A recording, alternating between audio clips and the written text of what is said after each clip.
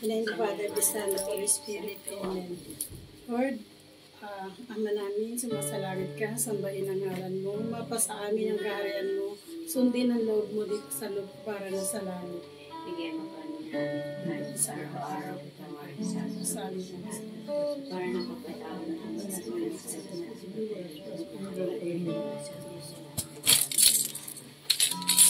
Glory be to the Father, and to the Son, and to the Holy Spirit. As in the beginning, now and ever shall be, world without end. Amen. All together, glory be to the Father, and to the Son, and to the Holy Spirit.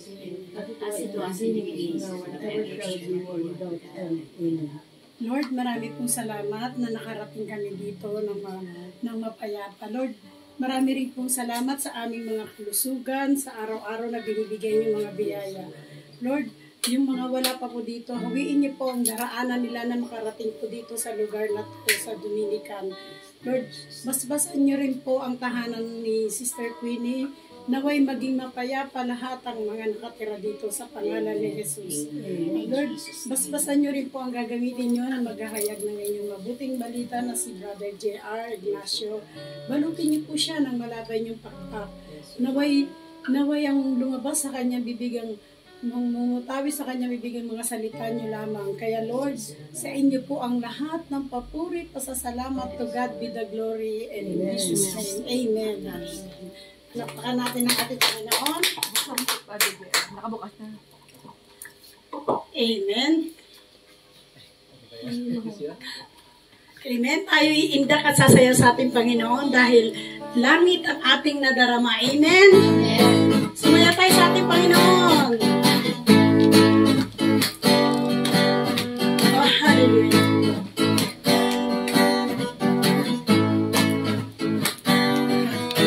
Ang kailangan ko ay ang pag-ibig mo, O Diyos, sa buhay ko ito. Ang kagalakan mo ay kalakasan ko. Ikaw ang nais ko, ikaw lamang ang papurihin. Ang pangalan mo'y dadakilain, wala na sa'yo'y maihahambing. Ang awit ko'y iyong dinggin. Langit ang aking nadarama. Sa tuwing kapiling ka, ang puso ko'y sumisigla. Kapag sa'yo'y sumasamba, langit ang aking nadarama. Sa tuwing kapiling ka, ang puso ko'y sumisigla. Kapag sa'yo'y sumasamba. Kailangan natin ang ating Panginoon, amen? Kaya umintak tayo sumayaw sa kanyang kailangan ko ay ang pag-ibig mo, O Diyos, sa buhay ko. Ang kagalakan mo ay kalakasan ko. Ikaw ang nais ko, ikaw lamang ang pupurihin. Ang pangalan mo'y dadakilain, wala na sa'yo'y maihahambing. Ang awit ko'y iyong dinggin. Sabay-sabay natin, tasan natin mga kamay. Langit ang aking nadarama. Sa tuwing kapiling ka, ang puso ko'y sumisigla. Kapag sa'yo'y sumasamba, langit ang aking nadarama. Sa tuwing kapiling ka, ang puso ko'y sumisigla. Kapag sa'yo'y sumasamba, langit ang aking nadarama. Sa tuwing kapiling ka, ang puso ko'y sumisigla. Kapag sa'yo'y sumasamba, langit ang aking nadarama. Sa tuwing kapiling ka, ang puso ko'y sumisigla. Kapag sa'yo'y sumasamba.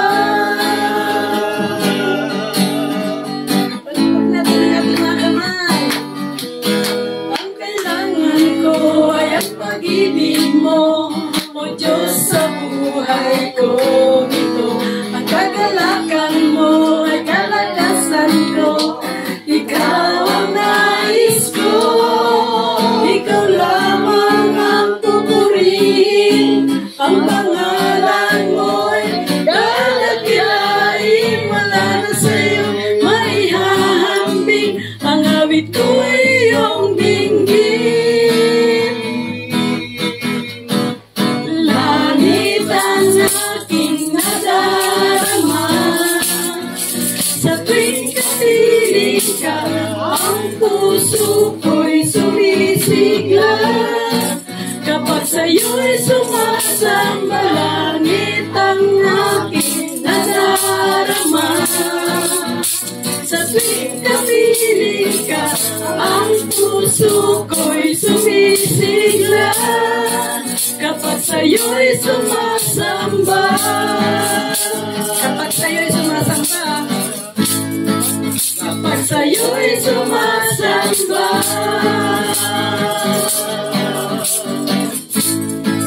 kapag sa'yo'y sumasamba. Amen. Napakasarap talaga magpuri sa araw-araw. Kaya dapat sa ating paggising pa lang sa umaga, napasalamat tayo sa ating Panginoon dahil biyaya niya na wala tayo oxygen, na nakakahinga tayo ng maluwag. Kaya dapat na pasalamat natin ang ating Panginoon. Ibalik natin sa Kanya ang the best na pasasalamat. Dahil kung walang ating Panginoon, hindi natin alam kung saan tayo patutungo. Dapat sa araw-araw kahit saan man tayo, mananalangin tayo sa ating Panginoon dahil ang biyaya niya, matuloy niya na ibinibigay sa atin. Kaya paggising pa lang natin sa umaga, marapat na siya'y ating pasalamatan. Oh, hallelujah, Jesus. Oh,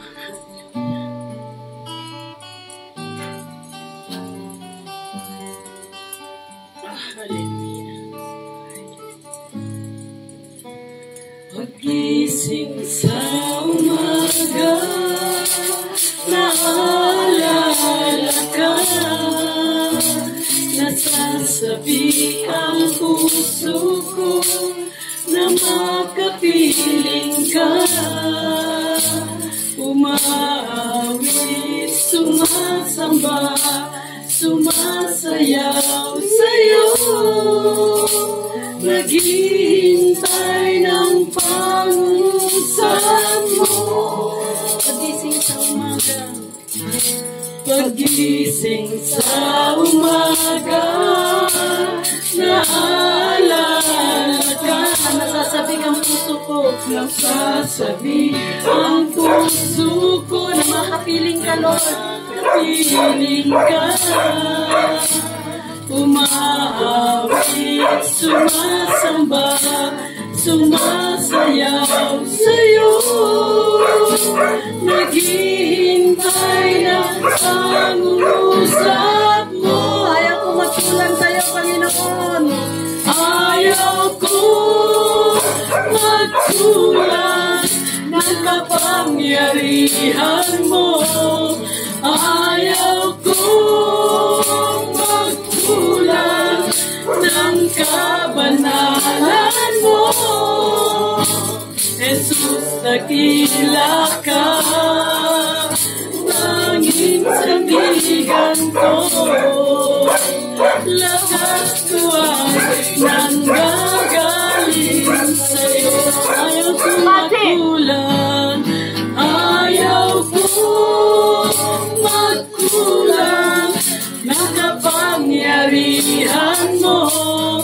Ayaw ko magkulang ng kabanalan mo. Jesus, dakila ka, tanging sandigan ko. Lakas ko ay nanggagaling sa'yo. Pagising namin sa umaga, Panginoon.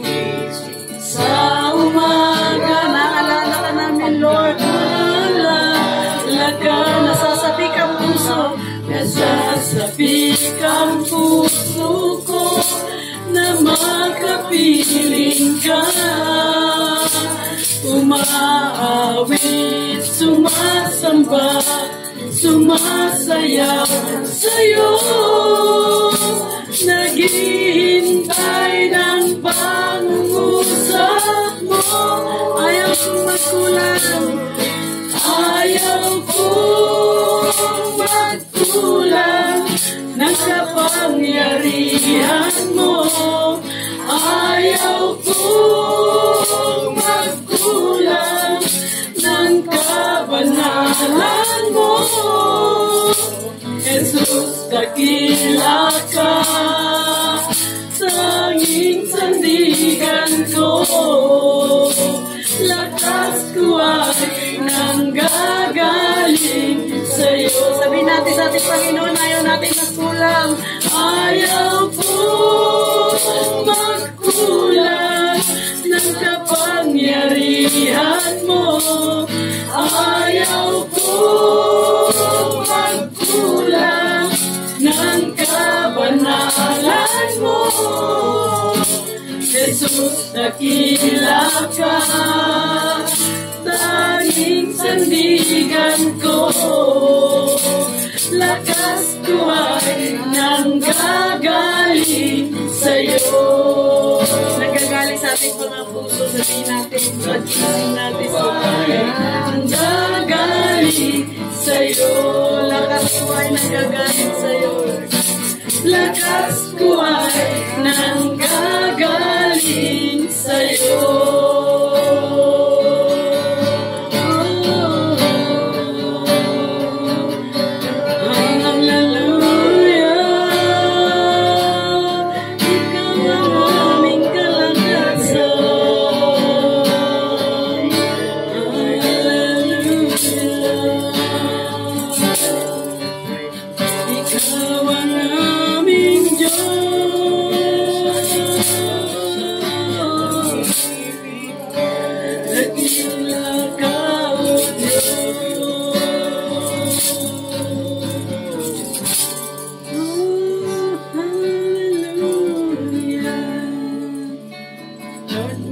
Salamat sa araw na ito na binigyan nyo kami ng kalakasan. Pag-isip na lang namin sa umaga, kayo na po ang aming inaakala, Lord. Kaya Lord, ipinabalik namin sa inyo ang lahat ng papuri ko sa salamat. Patawarin nyo rin po kami, Lord, kung kami nagkasala, lantad man po ito, ilihim, Lord. Patawarin nyo po kami. Bigay niyo po ang the best na papuri para sa aming lahat, Lord. Yes, Lord. Balutin niyo rin po, Lord, ang maghahayag ng mabuting balita na si Brother JR. Balutin niyo po siya ng malaban yung pagpakaya, Lord. Sa inyo po ang papuri po sa salamat. To God be the glory. Amen. Amen. Palakpakan natin ang ating Panginoon. Masito muna po tayo. Diba sa isang linggo, marami tayong pagpapala sa ating buhay. Kaya marapat na i-share natin ang ating pagpapala kahit maliit man ito, malaki. Dapat natin ipasalamat sa ating Panginoon. Sinong maunang magpahayag ng mabuti? Sige, ako na. Nagpapasalamat ako sa ating Panginoon dahil binibigyan niya kami ng kalakasan, mag-asawa. Although kahit malayo yung brother husband ko, kaya lang mahirap din ang malayo pala ang other husband. Ngayon ko lang naranasan na malayo. Mahirap. Pero kinakaya dahil para sa biyaya. Pero kahit na wala kaming trabaho, nandyan yung aking mga anak na dalawang naiwan, sumusuporta sa amin. Kaya nagpapasalamat ako sa ating Diyos na binigyan kami ng anak na, although kahit na wala na yung dalawa kong anak, pero may dalawa pa rin akong anak na sumusuporta sa amin kahit na wala kaming trabaho. Kaya napakabuti ng ating Diyos na pagka nananalangin ka sa Kanya, binibigyan niyang lahat. Kaya, glory to God. Amen. Palakpakan natin ang ating Diyos. Hallelujah. Thank you, Lord. Praise God. Hallelujah. Isang mabiyaya at pinagpalang araw po, mga kapatid. At gusto ko pong magpasalamat kay Lord sa, syempre, sa buhay na patuloy niyang pinapahiram sa akin. Sa ating lahat, sa kalakasan, kalusugan at sa mga biyaya at pagpapala na patuloy niyang binibigay. Hallelujah. At isa pa po, yung kahapon po kasi, naganap kami ng kalan ng aking apo. Dahil natatakot na ako dun sa kalan namin dahil sumisingaw. Nahihilo talaga ako pag naamoy ko. Kaya yun, meron akong kunting pera. Yun ang pinambili namin. Tapos kahapon, tumawag yung anak ko. Ay, ako pala tumawag. Sabi ko, anak, bumili ako ng kalan. pwede bang share naman tayo? Sabi ko, mahigit 2,000. Share naman tayo. O sige, sabi niya. Hintayin mo pag nagpadala ko. Ay, thank you, Lord. Kaya nagpapasalamat po talaga ako dahil pag lumaying ako sa anak ko na kailangan ko ng ganito, nagbibigay naman po siya, although hindi naman kalakihan. Pero nagpapasalamat po talaga ako sa mga anak ko. Yung 2 anak ko lang naman ang medyo nahihingian ko ng Tulong. pangangailangan ko. Yung 2 anak kong babae, syempre, may mga pamilya din sila. Tsaka yung isa, byuda.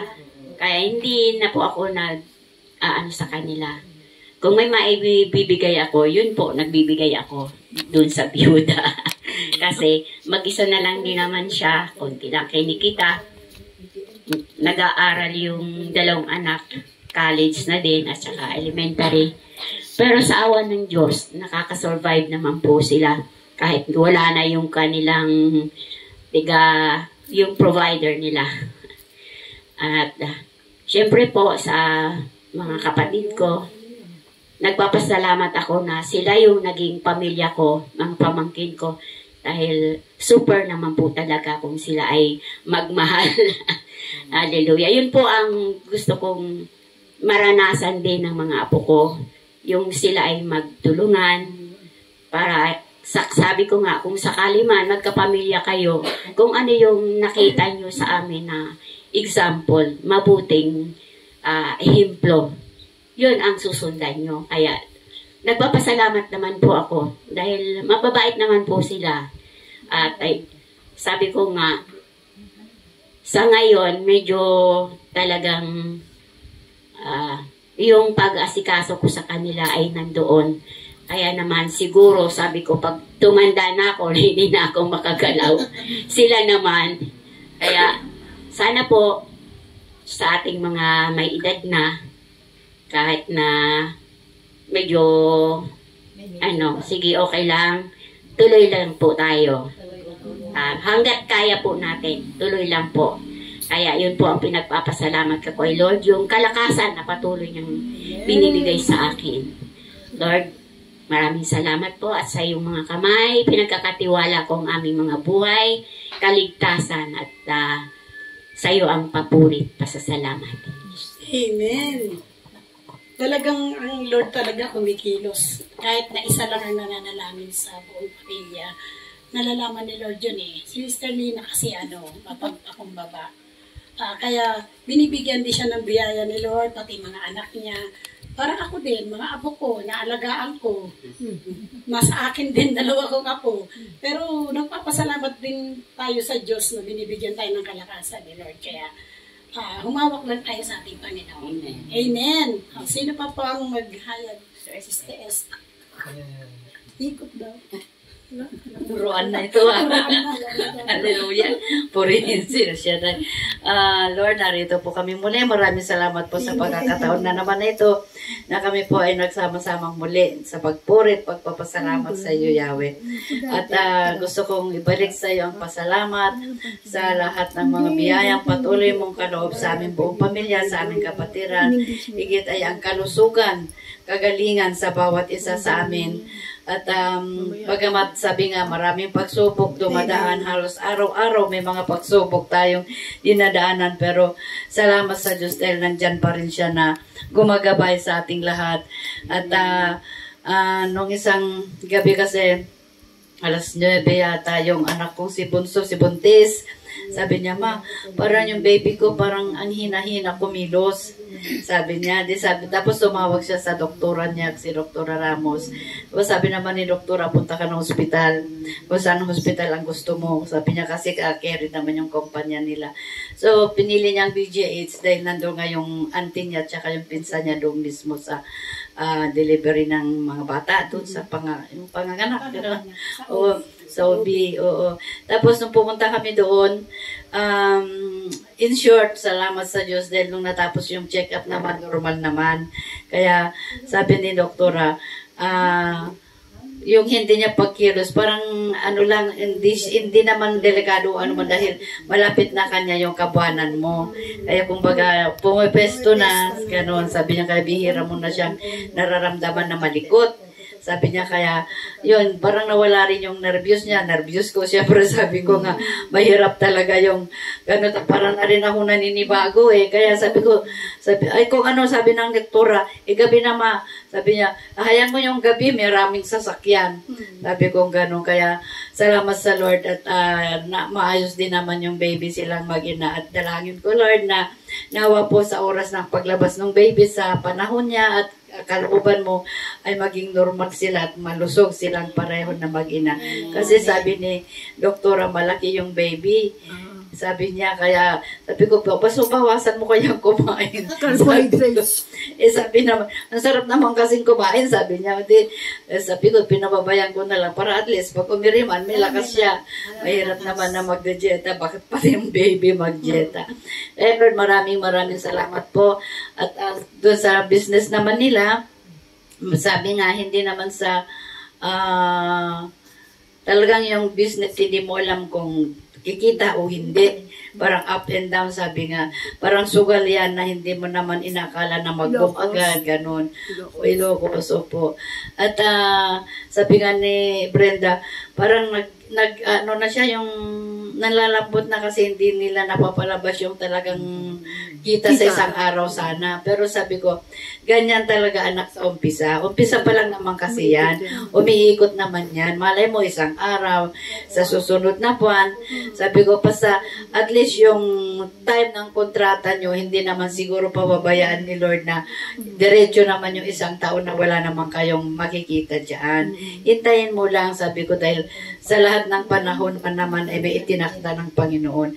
Malay nyo, pagsubok lang yan. Kung talagang pagsisikapan nyo ang itong iaangat o aasikasuhin kung saan ipinagkatiwala ni Lord sa inyo. Kaya Lord, alam ko na ano man pinagkatiwala mo sa kanila, alam kong tutulungan mo sila para umangat ang negosyo nilang inumpisahan nila, Lord.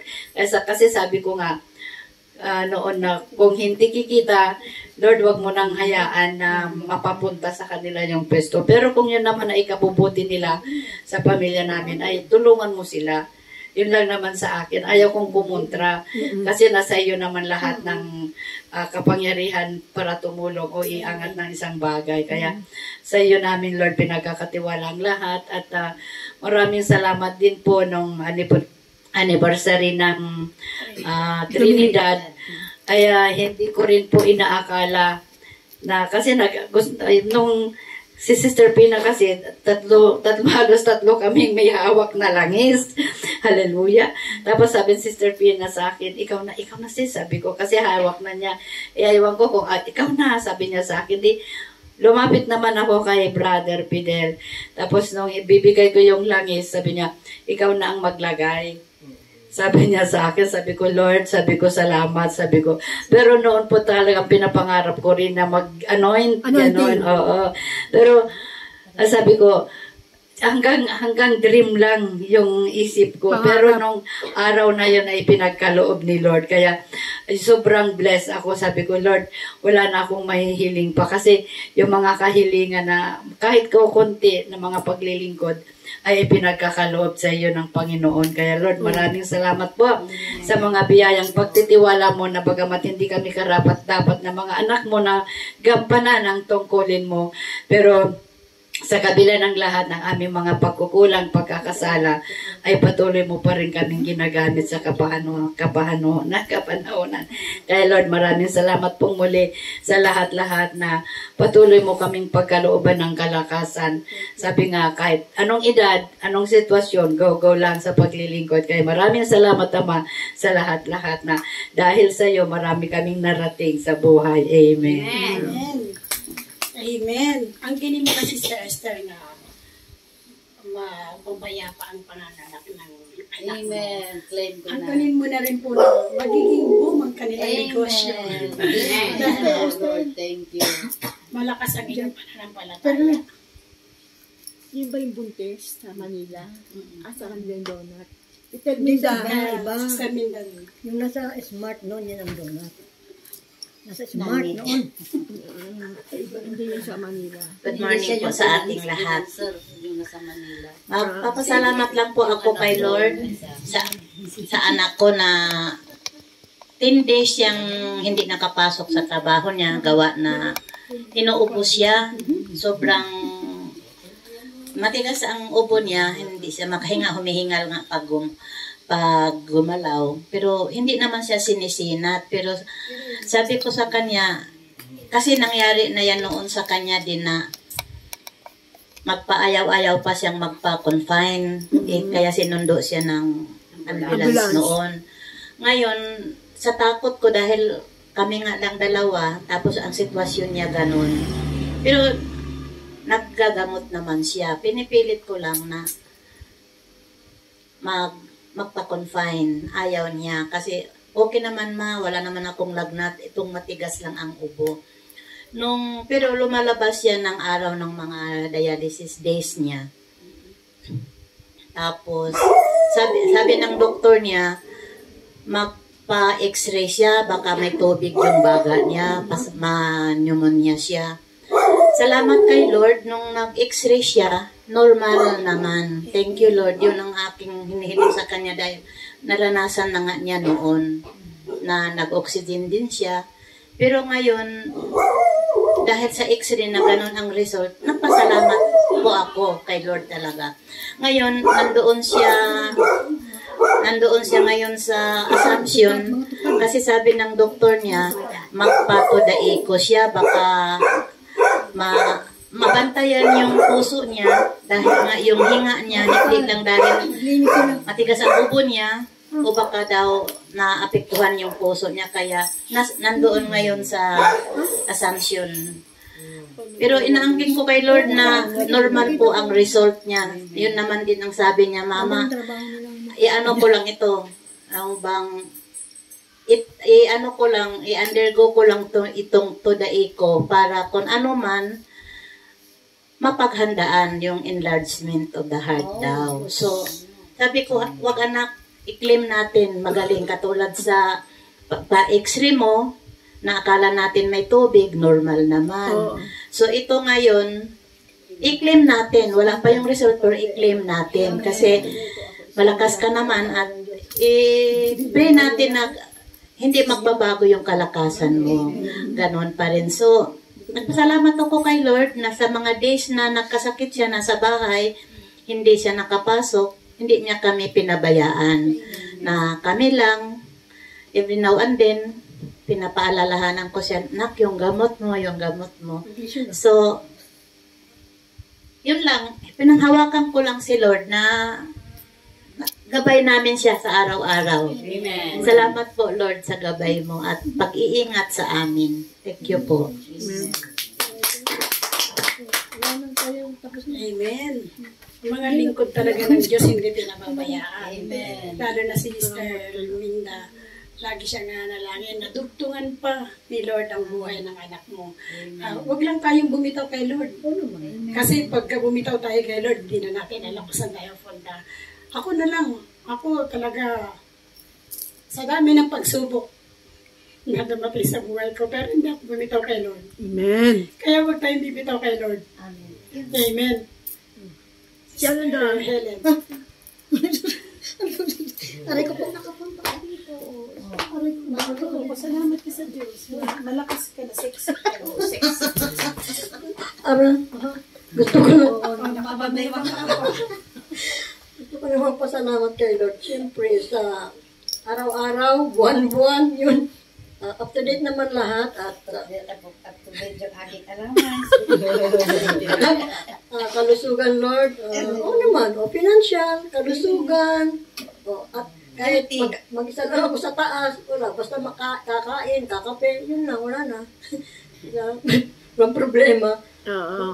Thank you, Lord, sa lahat. Yung mga kalusugan ng mga apo ko, anak ko, kung nasan naman sila. Thank you, Lord. Salamat. Thank you, Lord. Si Sister Helen ang masyadong maganda ang buhay.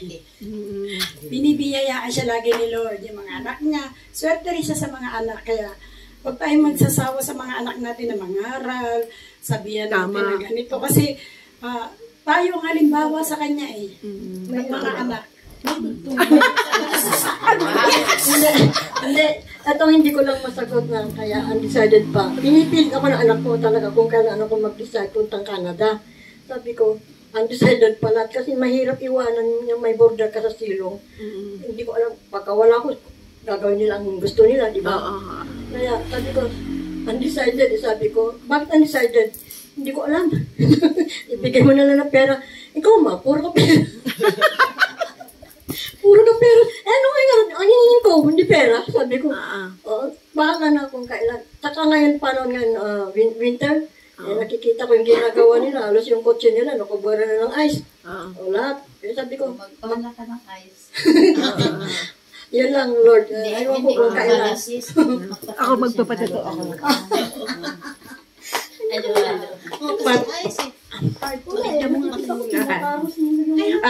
Mapapatato ako. Kasi pinag-usapan namin ni Marie. Sabi niya, ma, natupad yung dream mo. Kasi sa Tomasian, yung sa Tomasian group chatting namin, palayayabangan ng mga, sorry po payabangan ng mga nasa abroad. Salita sila, kailan i-marigin natin. Pero, naaya ko lang sila magkwento-kwento. Pero sabi ko, parang sila-sila lang, sabi ko. Sila-sila lang, sabi ko. Pero, nag-live-the-group ako. Nag-live-the-group ako kasi sa totoo lang, ayoko ng mga mayabang na tao Sa totoo lang. Di yabangan sila, ganun-ganto. Yung mga, pagkat nasa abroad sila, pagkat nasa abroad sila, para English na lang English yan sila. Nakakaluma. Kaya misa pag nag-reply ako, salamat po, maligayang araw. Tinatagalog ko talaga. Sa totoo lang. Kung nasa abroad man tayo, huwag tayo makakalimut sa pinanggalingan natin. Amen. Ang di magmahal sa sariling wika ay hindi makakadating sa paroroonan. Parang bamalansang isda. Tama, ganun ba? Sa totoo lang, may dream ako, sabi ko, magtuturo ako. Yung dream na yon, yun ang sinasabi ni Sister Lily, na hindi mo ako makakalimutan. Pasasalamatan mo pa ako. Sa totoo lang yung my dream na yon, my dream talaga. Siyempre, meron akong pangarap na makapag-abroad din, makapag-pasyal, ganun. Pero sa Pilipinas ako, hindi ko iwan ang bansang Pilipinas. Kahit dahil dito may freedom tayo may kalayaan tayo. Tapos sa Thailand nga ang hirap din ng yung magsama ka sa yung mga Thailander. Iba kasi yung wika nila di ba? Sa Thailand pala, puro salita nila, meron silang nationality. Ang salita lang doon, puro Thailand. Talagang pinipreserve nila yung Thailand na salita nila kaya sa English. Kaya sabi nung tourist guide, puro talaga Thailand na sinasalita ng mga tao doon. Dahil talagang mapagmahal sila sa wika nila, ang mga Thailander. Pinagpala din ng Thailand. Hindi rin naman tayo, kahit na iba't ibang mga wika natin, iba't iba yung pinanggalingan natin, yung nationality natin, iba't iba. Yung nationality na yun, magkakaisa ang bayan natin, sa bawat isa sa tao, wala tayong racial discrimination. Kasi kung ano man yung mga customs, beliefs, tradition mo, igagalang mo yung ibang bansa. Yung ibang bansa, igalang mo rin mga tradition nila, culture nila. Kasi parang respeto. Respect yun sa mga bansa. Katulad yung Russia, di ba? Yung Russia, hindi ko nga kalain kasi umiwalay ako doon sa group. Nag-picture-picture kami sa group. Yung Russia na, sabi ko, can you take my picture? Sabi niya, kahit iba yung sinasabi niyang salita, iba yung lingwa niya. Sabi niya, I can't speak English, sabi niya. Sabi niya, you are Filipina. Sabi ko, yes, I'm from the Philippines, from Baguio City, sabi ko.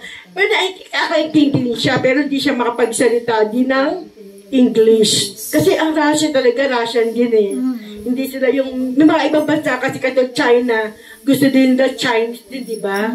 Kaya respeto kung ano yung belief mo, kung ano yung tradition mo, kung ano yung pinagmulan mo, respeto yung sa iba't ibang lahi. Iba't ibang lahi kasi kahit na ibang religion niya, respeto mo. Kahit iba yung paniniwala niya, yung ethnic culture niya, respeto mo. Kasi kahit yung mga differences niya, respeto mo rin. Kaya akala natin yung mga Chinese, mga Russian, hindi. Nasa tao din yun ang respeto natin. Magrespeto tayo sa bawat isa sa atin.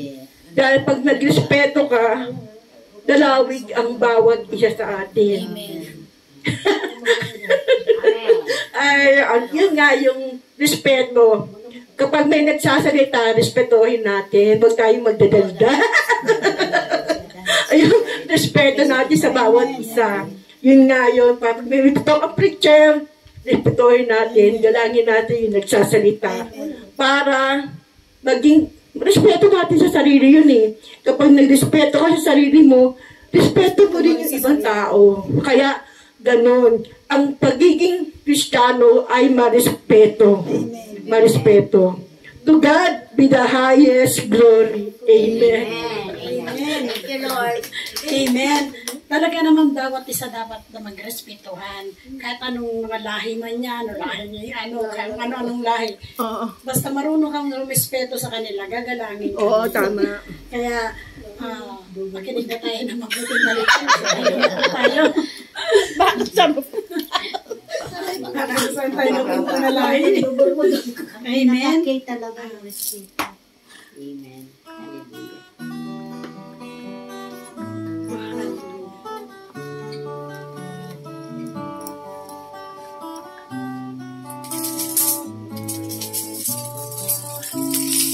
El Shaddai, El Shaddai, El Elyon Adonai. Age to age, you're still the same.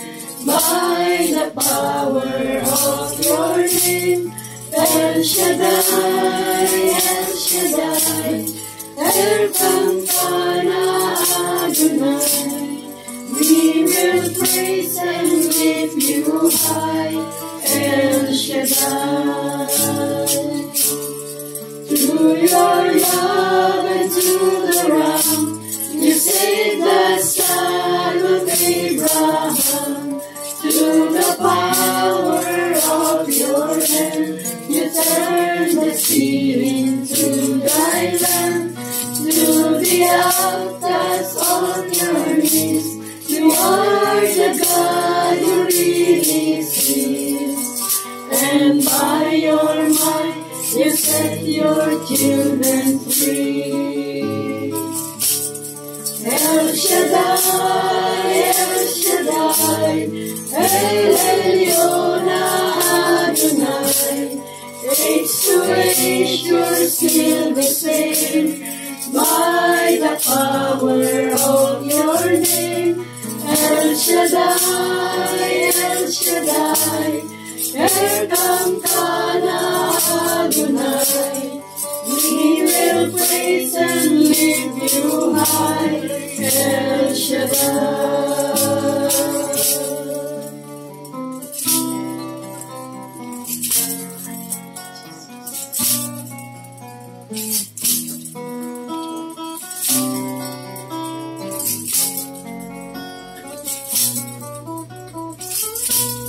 Through the years you made it clear that the time of Christ was near. Though the people could not see what Messiah ought to be, though your words contain a plan, they just could not understand. Your most awesome word was done through the plenty of your Son. El Shaddai, El Shaddai, El Elyon Adonai. Age to age, you're still the same. By power of your name. El Shaddai, El Shaddai, Elkanah Adonai. I will praise you till I die. El Shaddai, El Shaddai, El Shaddai, El Elyon Adonai. Its grace, you're still the same. By the power of your name, El Shaddai, El Shaddai, Elkanah Adonai. I will praise you till I die. El Shaddai.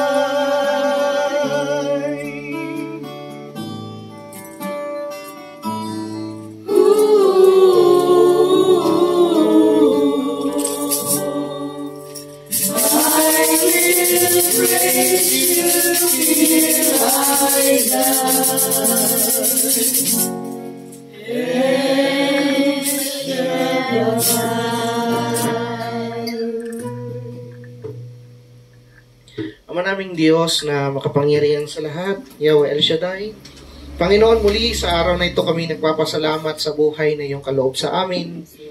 Salamat na binigyan mo pa kami ng lakas, ng kalusugan, ng buhay. Salamat na patuloy mo po kaming pinagpapala. Patuloy mo pa rin kaming itinutuwid at kinahahabagan. At patuloy mo kaming tinutulungan sa pamamagitan ng iyong grasya na magawa namin ang mga bagay na dapat naming gawin. Mga bagay na mabuti, mga bagay na nakalulugod sa iyo, at mga bagay na makatutulong sa amin, sa aming kapwa, at mga bagay na makapagbibigay ng kaluwalhatian sa iyo. Ngunit inaamin, Lord, na kami rin po ay nagkukulang at nagkakamali. Kaya naman aming patuloy na dalangin na kami po ay iyong patawarin sa aming mga kasalanan. Patuloy na paalalahanan sa tulong ng iyong salita at bigyan kami ng lakas upang mapagtagumpayan ang aming mga kahinaan. Nang sa gayon, Panginoon, ay magpatuloy kami sa lakbayin tungo sa kabanalan at kami maging handa sa panahon na kung saan kami ay haharap sa iyo. Samahan nawa kami ng iyong habag at grasya sa araw na ito. Ito ang aming panalangin sa ngalan ng Ama, ng Anak, ng Espiritu Santo. Amen. Palakpakan po natin ang ating Diyos. Praise the Lord. Okay, inhale, exhale, and smile. Minsan pa, inhale, exhale, and smile. Taas po muna mga kamay at sabihin natin, Lord, bless mo pong mga kamay na ito. Sino mang mahawakan, gagaling, lalakas, papalain mo, sa pangalan ni Jesus. Amen. At po sa kanan, pakimasayang likuran ng inyong nasa harapan. Oh, I love you with the love of the Lord.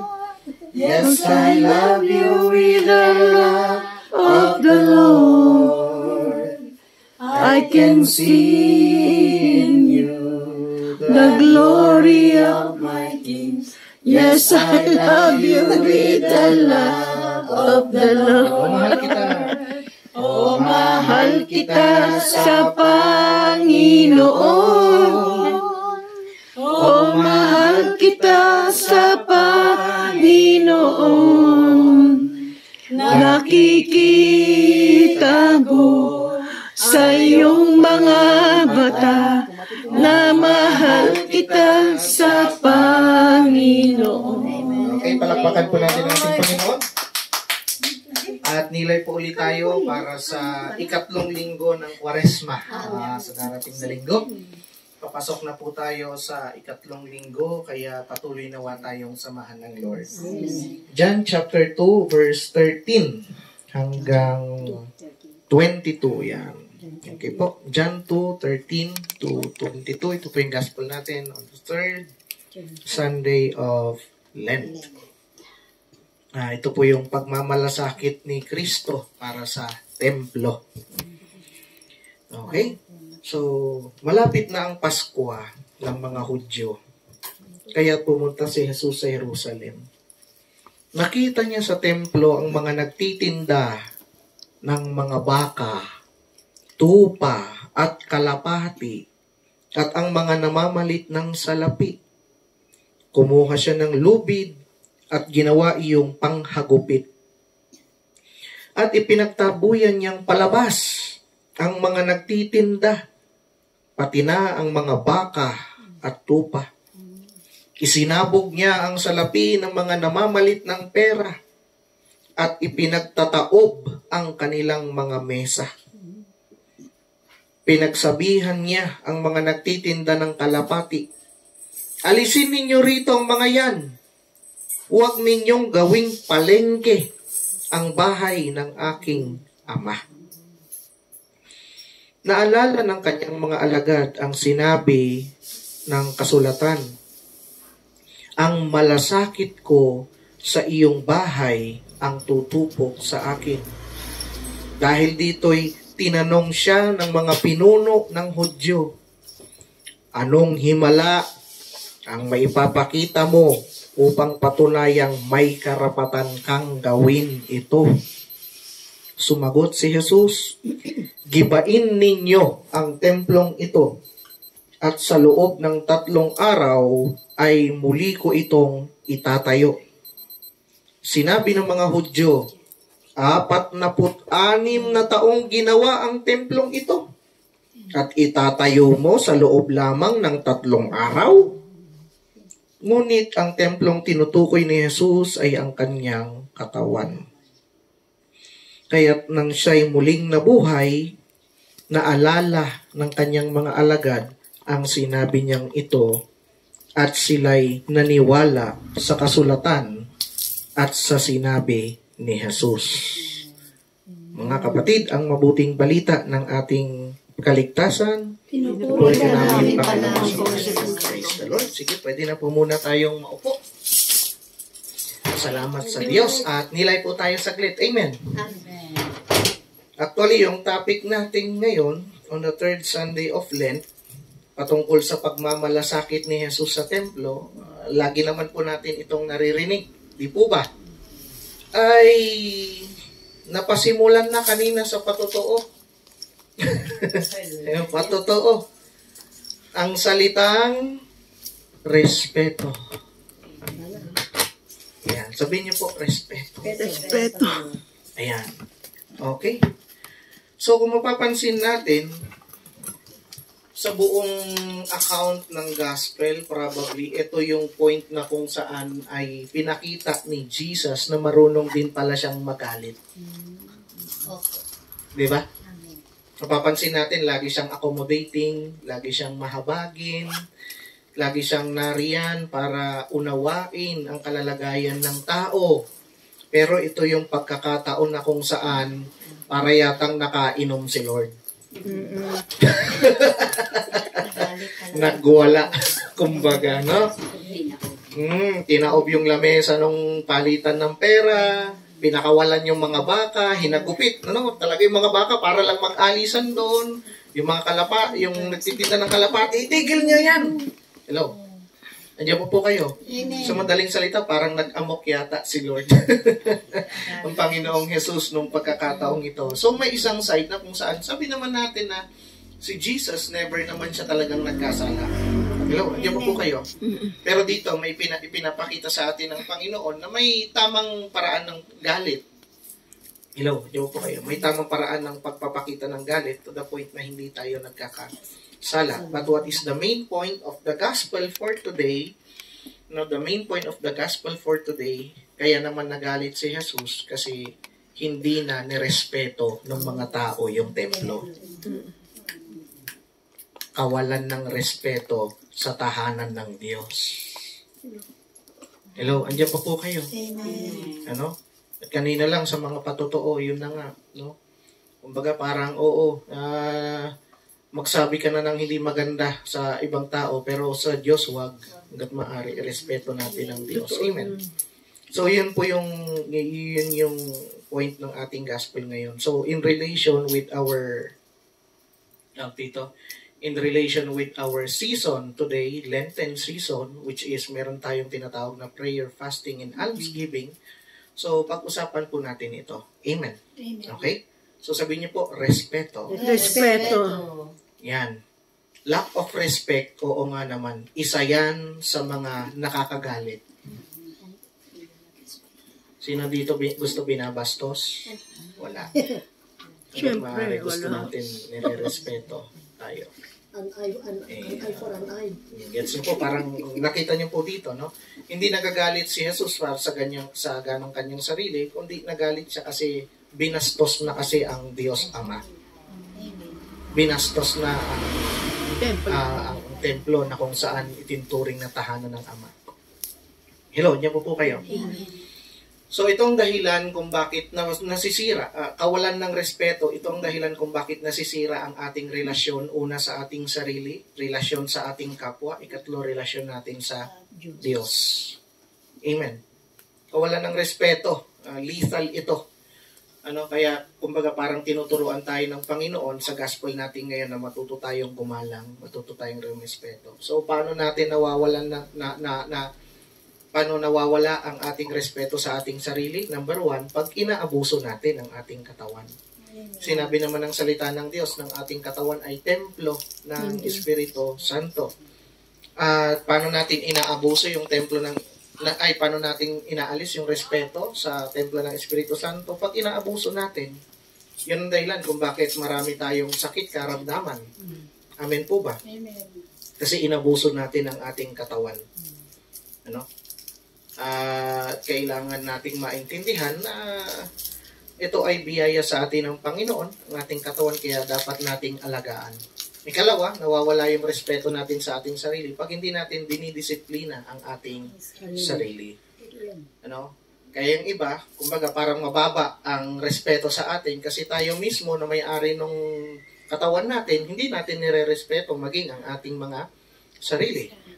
Amen po ba? Amen. Say for example, common na lang, panahon natin ngayon, maraming mga babaeng nababastos. Ilan, hindi po kayo. Okay.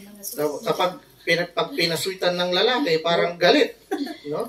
Pero, tignan mo naman kasi ang suot. Oo naman. Ba't kaya nag-uso ngayon ng gano'n? Diba? Kaya nga sa simbahan ngayon, parang pinapaalala, may mga simbahan ngayon na nagpupusa yung proper attire. Amen. No? Alala ko tuloy yung kwento nung ni Brother Manny Dipas, no, yung kanyang nanay daw noon. Kung makasuot naman daw luwa talaga dito. No? Pag ganun daw ni Father, isusubo kasi bibig talaga noon bibig. Pag ganun sa dila sa labi tumama. Pag ganun nahulog dito. Hindi nga pwedeng hawakan ng simple tao, kaya sabi ops, pare lang pwedeng humawak.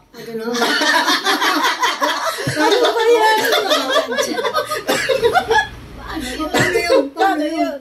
Diba? Dinukot ang pare. Nandito. Bastard na yun. Ay, nako. Ay, pare lang ang hawa. Pwede, hindi kasi pwede humawak. Ngayon kasi, okay Ngayon na, pwede di ba? na. Pero noon, hanggat pare lang ang pwedeng humawak. Pero yung si Father Chowa sa Divine Mercy, ayaw niya ng kanya.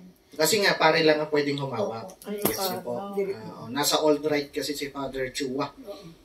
Okay, yung new right kasi at least pwede na. Hello, diyan po kayo. Ganon.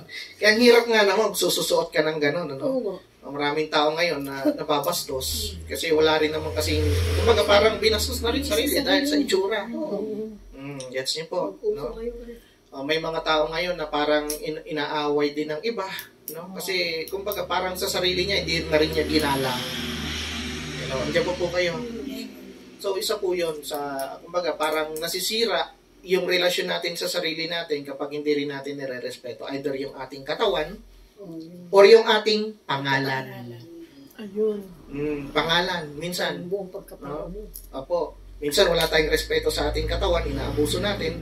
Wala tayong respeto maging sa ating pangalan. Ang problema pa naman, pag pangalan ng nasira, yung kapangalan mo damay. Amen. Say for example, tag dito, halimbawa ako, Ignacio, no? Lahat na ng kapilyedo ko, ibig sabihin, kamag-anak ka pamilya, parang damay na. Halimbawa, amen, no? Halimbawa, Tonggol, yung gano'n, di ba? So parang damay sila. Damay. Nasisira, no? Pati pagkatao natin, no? pangalan, yung reputasyon natin. So ito yung sinasabi ng Panginoon na lethal nga naman talaga pag walang respeto. Ikalawa, hindi lang naman sa ating sarili, nasisira ang ating relasyon sa iba pag hindi rin naman natin nire-respeto ang iba.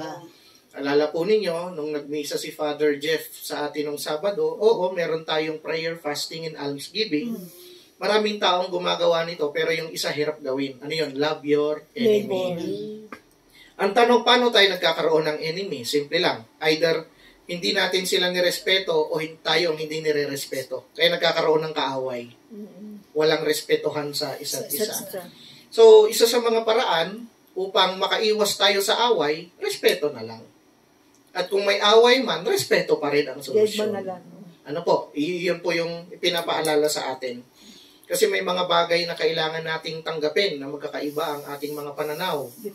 Magkakaiba ang ating takbo ng isip. Yung ating karanasan. Minsan kahit realidad, ganun din. Hello, amen. No?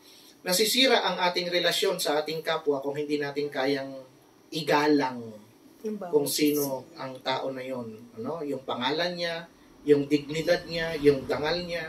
Hello, andiyan po kayo. So yun, at alam naman natin, maaari may mga relasyon din tayong nasira dahil nga ganun nga, either hindi tayo nirespeto, hindi natin sila nirespeto, o parehas walang respeto sa isa't isa. Ikatlo, siyempre yung respeto naman natin sa Diyos ay nasisira. Lenten season ngayon, sabi nga, nakakalungkot sapagkat maraming nagsisimba pero hindi rin naman nire-respeto mismong simbahan. Dito, nagalit ng Panginoon. Maraming na pumupunta ng simbahan, ng templo. Pero tila baga, ang dating ay hindi nila nire-respeto ang simbahan.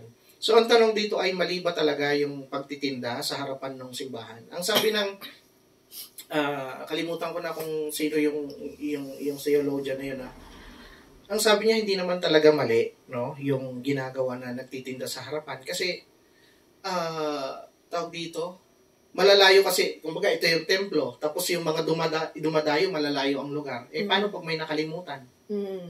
So, kumbaga, naka-offer na doon, bumili ka na lang.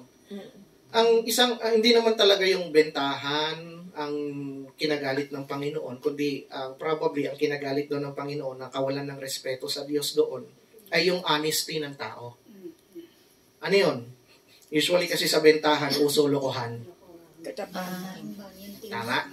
Dayaan ng timbangan. Di ba? At kung ano-anong halimbawa, palitan ng pera. Basta lahat ng klase ng pandaraya, minsan nasa palengke na. Gets niyo po? So, yun ang kinagalit doon ng Panginoon. Kumbaga, parang ang dating, ito yung templo, nakikita kayo ni Yahweh. Kumbaga, harapan yung pinapamuka mismo kay Yahweh sa kanyang templo na kayo gumagawa ng kalokohan. Di ba? A God who knows everything, wala kang maitatago sa Diyos, tapos ine-expose nyo mismo sa harapan ng mga taong dumadating yung pandaraya ninyo. Kumbaga, parang sa salita ni Jesus ay mukhang ang dating, anong kalapastanganan itong ginagawa ninyo? Hello? Amen. So, yun po yung pinapaalala sa atin, na oo nga naman, na ang priority kung tayo ay pupunta sa templo or kung pupunta man tayo sa simbahan, yung paggalang pa rin sa simbahan. Itinuturing natin naroon ang Diyos, ang presensya ng Diyos. Kaya, kumbaga, parang ang dating is respeto din naman. At paano natin nire-respeto ang Diyos sa kanyang simbahan? Una sa lahat, of course, dito nga, sabi ko, ang kinagalit, hindi naman yung bentahan yung lukuhan, yung kasalanan na nakapalibot sa isang lugar na banal. Banal, tapos yung nakapaligid, kasalanan. Di ba? So, yun yung kinagalit ng Panginoon. So, isa sa paraan, paano natin i-respeto ang simbahan? Of course, maglinis din tayo sa ating mga kasalanan. Amen. Amen. Hindi yung pupunta sa simbahan para magkasala. May mga ganun Yung kumbaga, hindi naman talaga si Lord ang ipinunta. Iba ang pinunta. Katulad dito, say for example, baka yung mga nagtitinda, kung hindi siguro magbebenta, ay hindi na pupunta. Kaya nga pinaalala ng Panginoon na hindi ka pwedeng magsilbi ng parehong Diyos at ang pera. Hello, hindi pa po kayo. Kasi may mga taong ganon na ginagamit ang Diyos para pera. So, isa rin yun sa mga paalala sa atin ng Panginoon. Pero ang pinaka-main point dito, kung haharap din naman tayo sa Panginoon, alisin na natin yung kasalanan. Pagsisisihan. Amen. At paano natin ito aalisin? Paano natin ito pagsisisihan? Ito yung sinasabi ng Panginoon sa atin. Sabi niya, kumbaga sa word, napakalapastangan talaga kayo. No? Wala kayong kahihiyan na sa isang lugar na banal ay gumagawa kayo ng mga bagay na makasalanan, na marumi. Ano? Pero sabi ni Jesus na gibain ninyo ang templong ito at sa ikatlong araw, ito'y aking muling itatayo. No? Na ang tinutukoy niya ang kanyang sarili. Sa madaling salita, ito na yon, yung papunta na tayo ng Holy Week. Na parang sinasabi ng Panginoon, dahil sa mga kasalanang ginawa ninyo, alam ko naman hindi niyo kayang bayaran.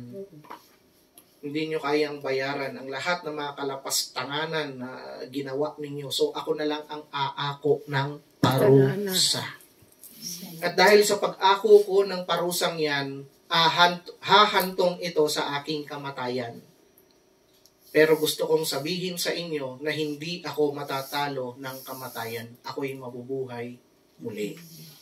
Tanong sa kanya ng mga kumikikback siguro yung mga leader ng simbahan. Kaya sabi, anong authority mo para patigilin yung mga nagtitinda dyan? Sabi siguro na itong mga nasa itaas oy, may bawas bawas yung porsyento natin kasi pinatigil yung nagtitinda Kaya tinatanong, oy, anong karapatan mo na patigilin sila? Sabi na lang ng Panginoon, yun nga, gibain mo, gibain yung templo ng ito at ito'y aking itatayong muli.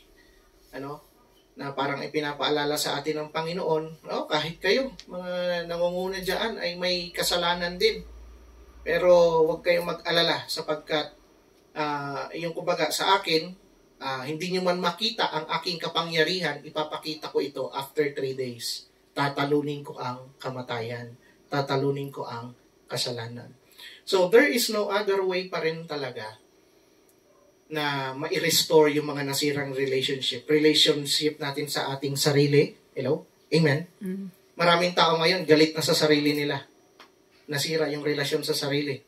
Kumbaga parang sinisisi ang sarili. Napatawad ng iba, sarili hindi. Sira ang relasyon sa iba.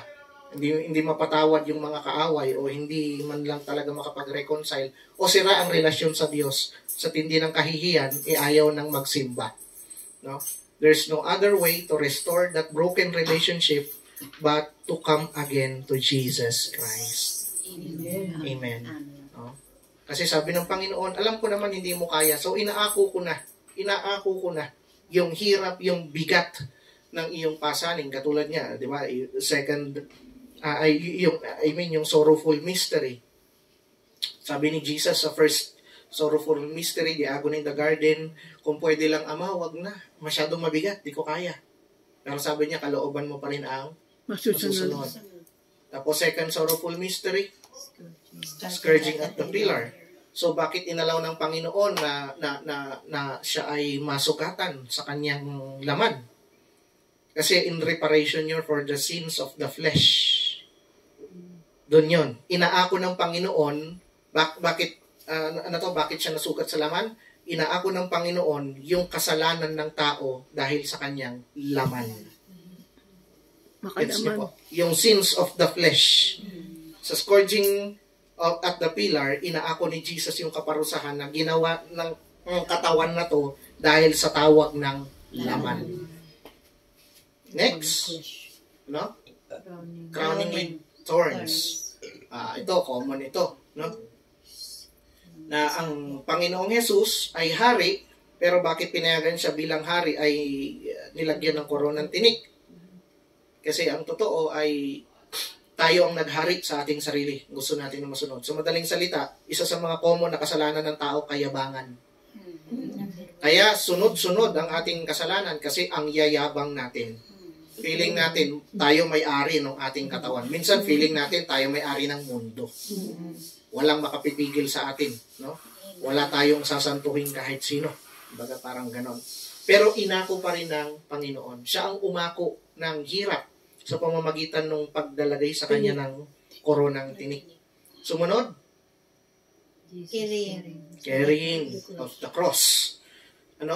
na kung tutuusin, ay dito na ipinapaalala sa atin ng Panginoon na lahat ng ating ginawa may consequence. Lahat. Pwede tayong mamili ng gusto nating gawin, pero may kaakibat na consequence yun. Tama po ba? Say for example, ang isang tao na sabihin na natin, walang pigil ang kanyang bibig sa kakatambutso, Yung sigarilyo. araw-araw dumadaan naman dyan, hindi naman nahuhuli ng LTO ng smoke belching. Sa bahay lang. Di ba? Nagaganon sa bahay lang. Ayun, ibig ko sabihin, yung consequence nun, magkakaroon ng sakit sa baga. Gets niyo po? Magkakaroon ng sakit sa baga. At lahat na. Kumbaga ganun. At kung tutuusin, yung hirap na yun, pag tinatanggap na natin yung consequence, hindi na natin kaya.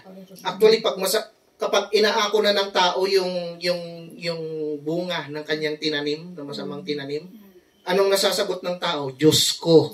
Diyos ko. Napapa-Diyos ko rin eh. Totoo yan.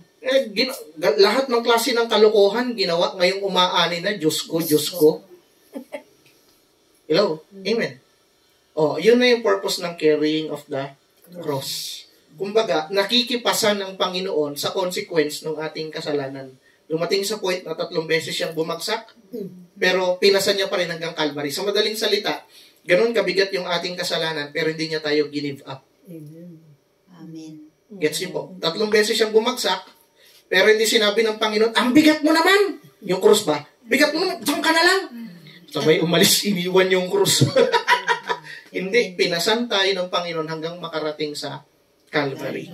At yun na nga, 5th sorrowful mystery, kung saan siya ipinako na sa krus, at siya na mismo, yung buhay niya ang naging kabayaran sa lahat ng ating kasalanan.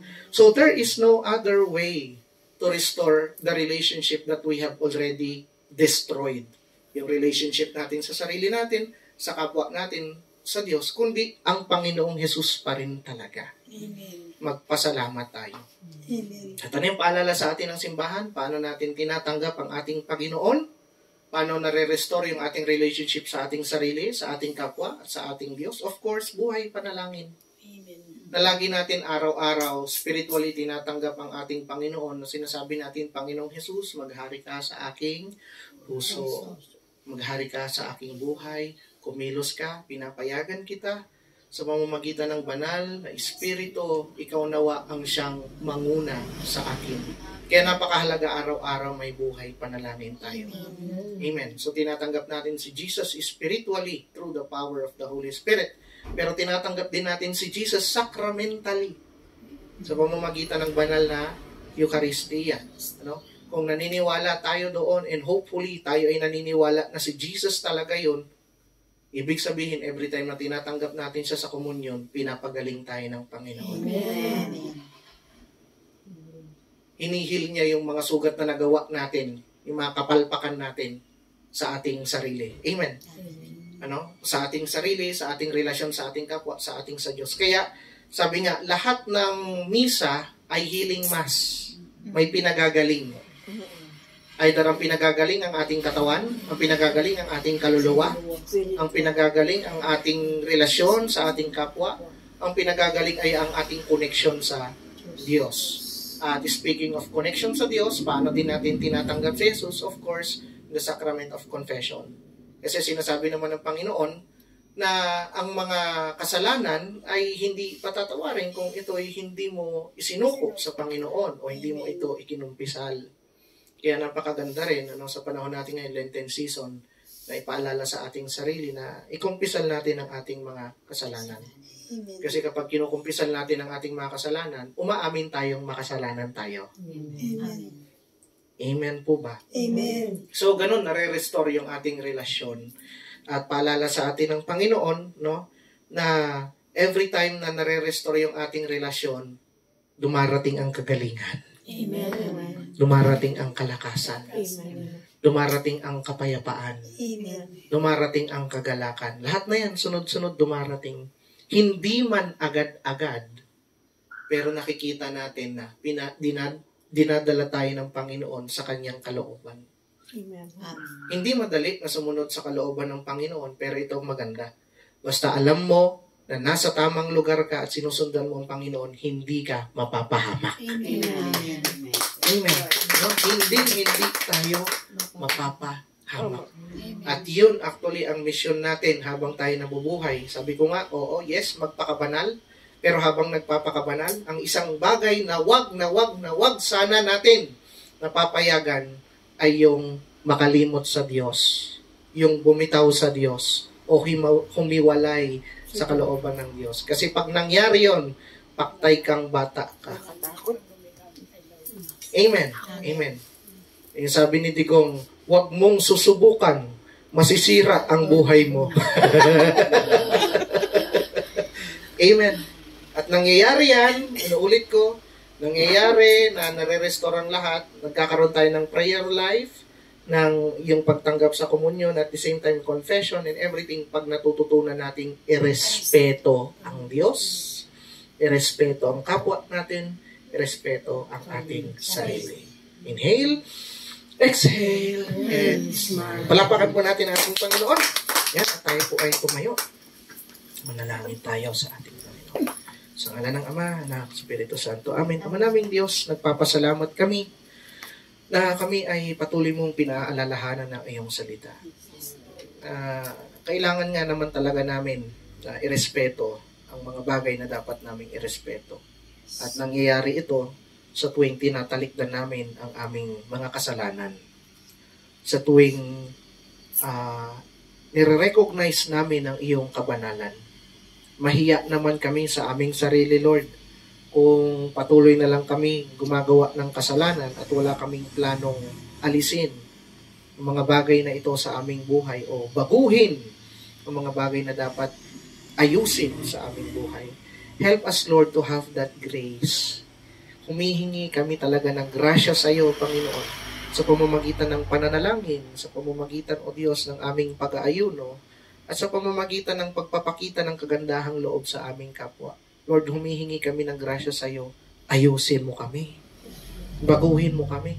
Marami pang bagay, Panginoon, na dapat may isaayos sa amin, sa aming isip, sa aming puso, sa aming katawan, sa aming kaluluwa. Tulungan niyo nawa kami, Panginoon, na magtagumpay sa aming mga kahinaan. Huwag nawa kaming ipahintulot sa tukso at laging iadya sa masama. Nang sa gayon, ang buhay na ito na hiram namin sa iyo ay patuloy naming magamit upang parangalan ka sa aming buhay. At tuwing napaparangalan ka naman namin, Lord, ay nahihikayat din naman namin ng ibang tao na magtiwala sa iyo.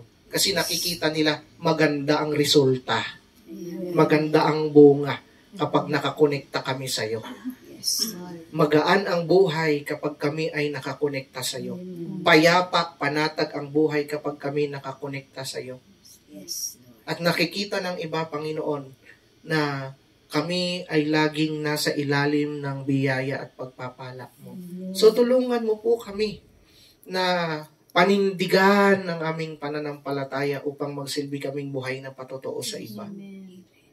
At sa pamamagitan naman ng aming mga buhay na patotoo, ay ma-encourage namin ang mga nanghihina sa pananampalataya na tatagan din nila sa kanilang faith sa inyo. Lord, sa oras na ito, amin din pong ipinapanalangin ang aming mga personal na intensyon. Nalalaman mo ang kalalagayan ng bawat isa sa amin, maging ang aming mga pangangailangan.